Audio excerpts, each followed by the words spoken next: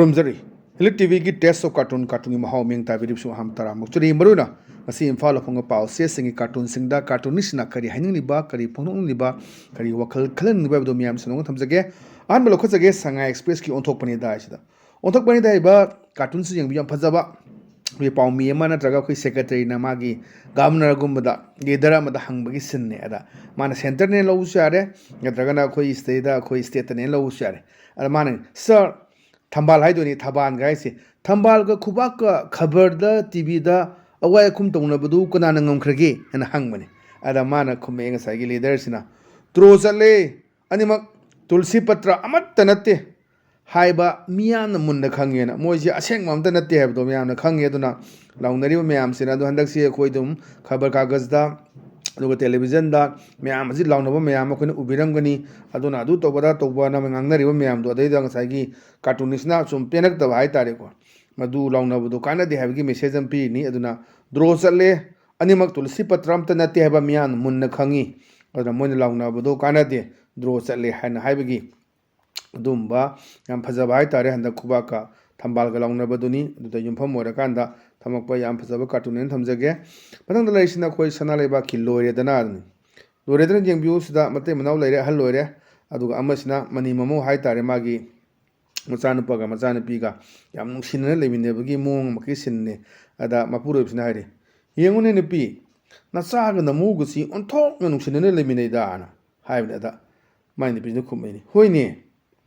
तलब कसु येनरगा चामिनरिने न सेदा मरक से यावरे से नंगे सरो कायना कोइ तलब का चामिनबा द लंगन तलब त नते जि लंगन मिने मयाम से ड्रिंक शेयर्स का तव मयाम जो ले अदुदा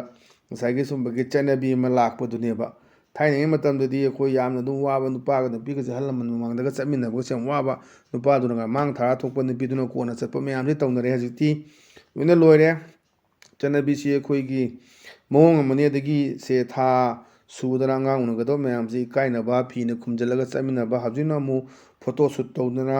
अदगी फेसबुक का थागलने सोशल मीडिया दा आई मिरोले आई मचा पोक तोरेना अदुना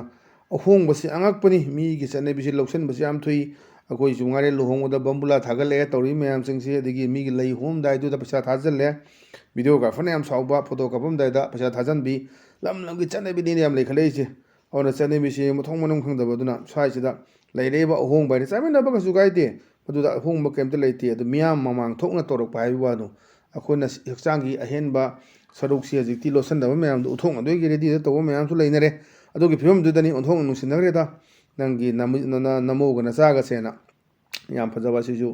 मेसेज अमा पीबा कार्टून ने थमजगे पतंग लेसिना कोइ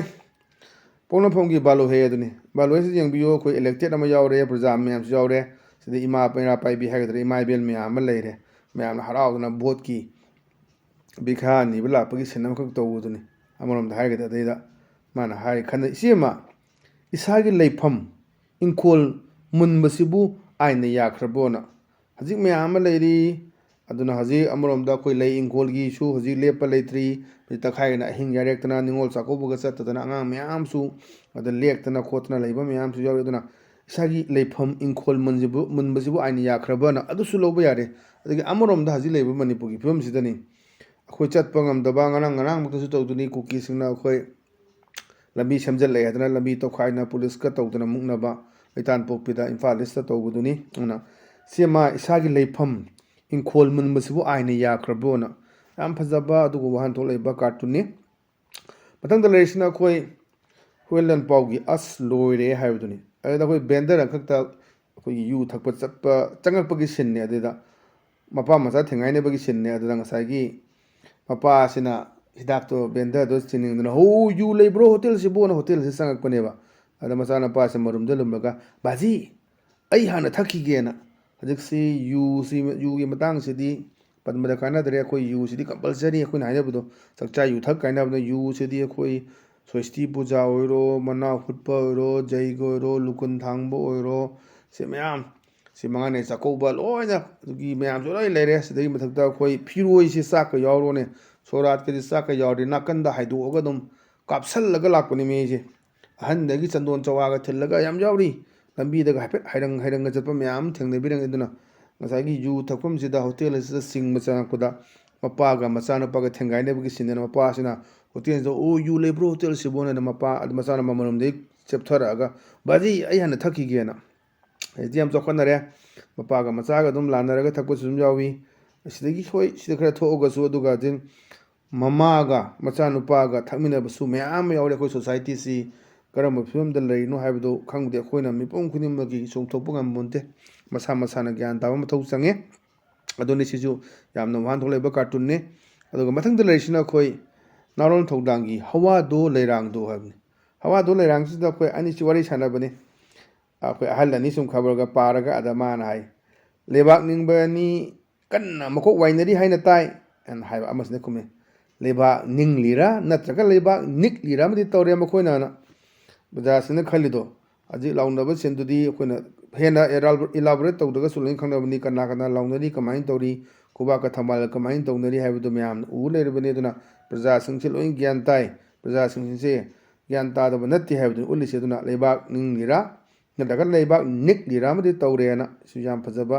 ꯀꯥꯔꯇꯨꯟꯅꯦꯅ ꯊꯝꯖꯒꯦ ꯃꯇꯨꯡꯗ ꯂꯩꯁꯤꯅ ꯑꯩꯈꯣꯏ ꯄꯤꯄꯜꯁ ꯀ꯭ꯔꯣꯅꯤꯀꯜꯒꯤ ꯁꯦꯇꯔꯗꯦ ꯁꯇꯥꯌꯔꯁꯤꯅꯦꯕ ꯁꯤꯗ ꯌꯦꯡꯕꯤꯌꯨ ꯑꯩꯈꯣꯏꯒꯤ ꯏꯂꯦꯛꯇꯦꯠꯅꯤ ꯍꯧꯖꯤꯛ ꯂꯩꯔꯤꯁꯦ ꯑꯗꯨꯒ ꯃꯥꯅ ꯃꯥꯏ ꯅꯨꯄꯤꯁꯤꯗ ꯍꯥꯏꯕꯅꯤ ꯑꯌꯨꯛꯀꯤ ꯁꯨꯝ ꯕ꯭ꯔꯦꯛꯐꯥꯁ ꯇꯧꯕꯁꯤꯗ ꯑꯦꯠꯂꯤꯁ ꯌꯨ ꯃꯥꯅ ꯍꯥꯏꯔꯛꯄꯅꯤ ꯌꯥꯝꯗ꯭ꯔꯕꯗꯀꯣ ꯅꯪꯗꯤꯀꯣ being the nearest person to me ꯑꯩꯒꯤ ꯈ꯭ꯋꯥꯏꯗꯒꯤ ꯅꯛꯅꯕ staying together for entire life ꯄꯨꯟꯁꯤ ꯆꯨꯞꯄꯒꯤ ꯂꯣꯏꯅꯔꯁꯨ ꯂꯩꯗꯣꯔꯤꯕ should support me rather than criticize all time ꯃꯇꯝ ꯈꯨꯗꯤꯡꯃꯛꯇ ꯑꯩꯉꯣꯟꯗ criticize ꯇꯧꯕꯒꯤ ꯃꯍꯨꯠꯇ ꯅꯪꯗꯤ ꯑꯩꯒꯤ ꯌꯥꯝꯁꯨ ꯅꯛꯅꯕ ꯑꯩꯒꯤ ꯄꯨꯟꯁꯤꯒꯤ ꯈꯣꯡꯂꯣꯏꯁꯨ ꯑꯣꯏꯗꯣꯔꯤꯕ ꯅꯪ ꯐꯥꯎꯗꯤ ꯑꯩꯉꯣꯟꯗ ꯁꯞꯄꯣꯔꯠ ꯇꯧꯗ ꯑꯗꯨꯝ ꯑꯩ ꯎ ꯈꯨꯗꯤꯡꯒꯤ ꯅꯪ ꯁꯨꯝ ꯉꯥꯡꯅ criticize ꯇꯧꯕꯁꯦ ꯌꯥꯝ ꯅꯨꯡꯉꯥꯏꯇꯦꯅ ꯉꯁꯥꯏꯒꯤ